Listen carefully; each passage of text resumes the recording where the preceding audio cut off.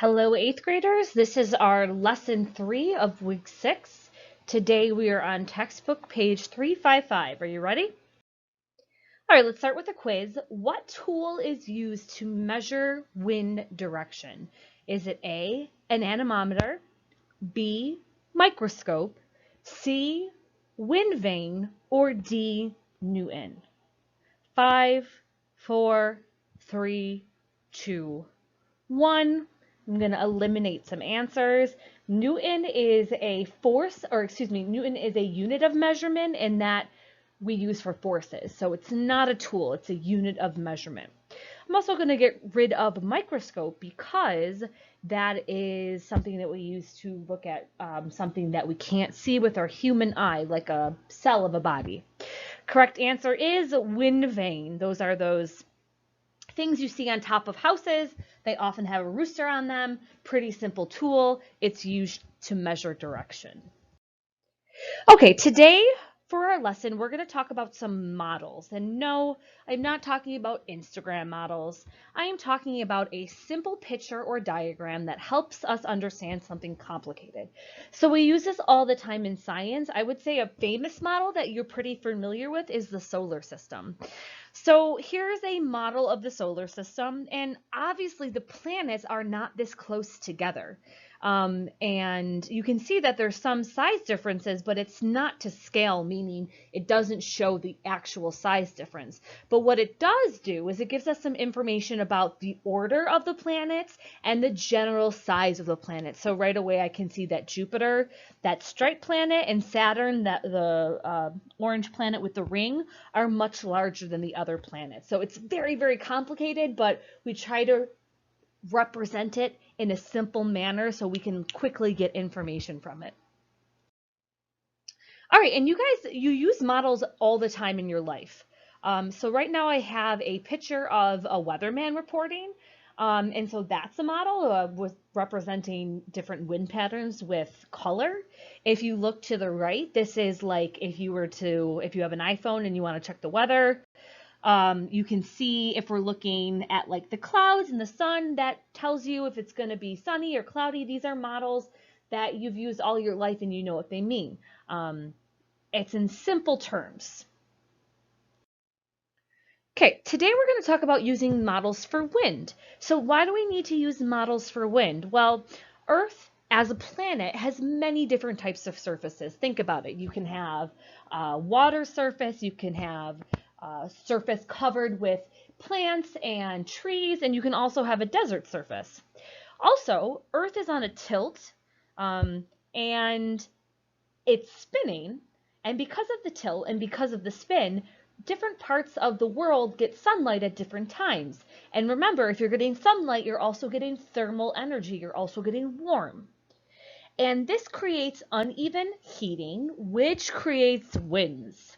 So we're going to use models to understand patterns of winds because understanding the winds is going to help us understand the weather, and that's going to help us decide how we dress when there might be an emergency because of a hurricane or tornado. So it's important to understand. Whew, that was a big introduction to the lesson. But the actual goal of the lesson is to understand local winds. Okay. But in order for us to understand that, we need to know the difference between local and global winds. So let's take a peek. Local winds are winds that are going to blow over a short distance. If something says local, that means it comes from an area that you can maybe walk to or only spend, 5 or 10 minutes in your car. That would be local. Something, from the other side of the country or the other side of the world would not be local. And it affects local or nearby weather. How many times can I say local?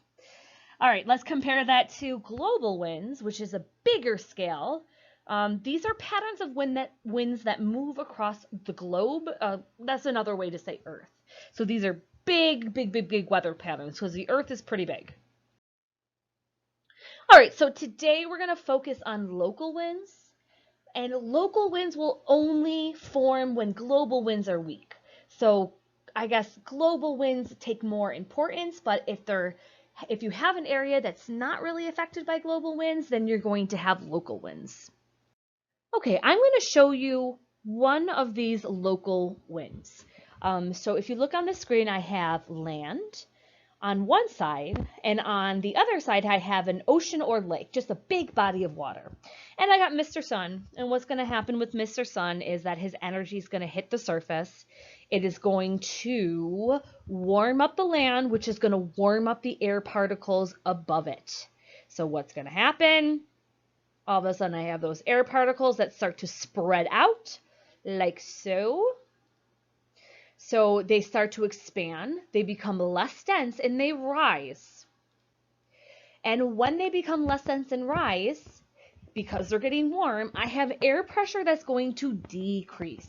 And also, I got a lonely spot above land. I've got a spot that has no air particles and has low pressure. And those are perfect circumstances for wind to come in from the colder ocean and lake and fill in that missing space. So I'm going to have cold air rush into that empty space on land, and this is going to be called a land breeze.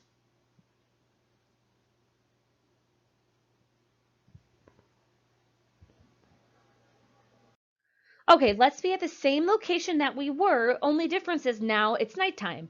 So because it's nighttime, the ocean or lake is actually warmer than the land. Again, remember, water is super good at holding on to heat. So it's going to be warmer than the land during the night. All right, so because my ocean or lake is warm, it's going to warm up the air particles above it. Can you guess what's going to happen? Bum, bum, bum, bum, bum. Hopefully you're correct. Particles will expand, become less dense, and rise. Quiz yourself. What's going to happen to the pressure? Is it going to increase or decrease? It's going to decrease because the air is rising. And what's going to happen to that, that space above the ocean or lake now that our particles rose? Well, it's going to be empty and it's going to have low pressure. When things are at low pressure, it's really easy for other things to come in quickly. So what's going to happen? The cold air from the land will rush into the empty space, and that is called a sea breeze.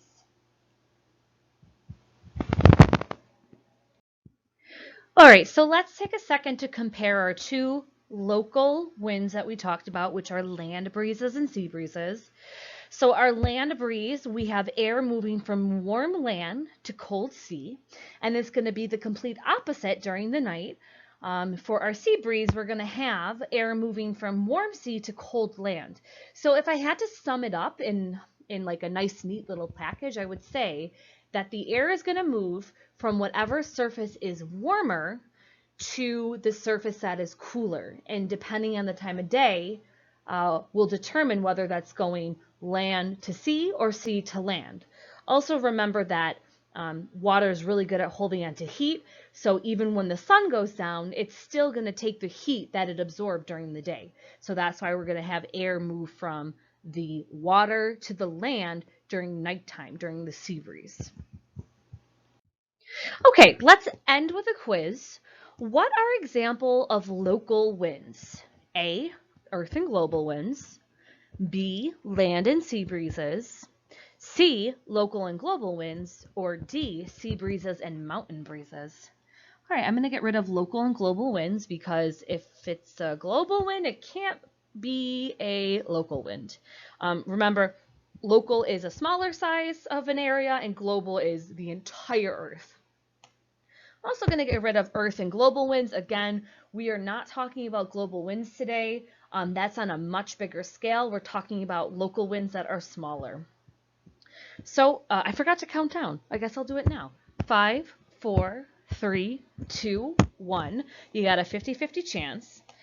Correct answer is land and sea breezes. I didn't mention anything about mountains today. All right, guys, that is it. Just a reminder, tomorrow is Friday. Friday, you have a quiz. If I don't talk to you, enjoy the weekend. Bye-bye.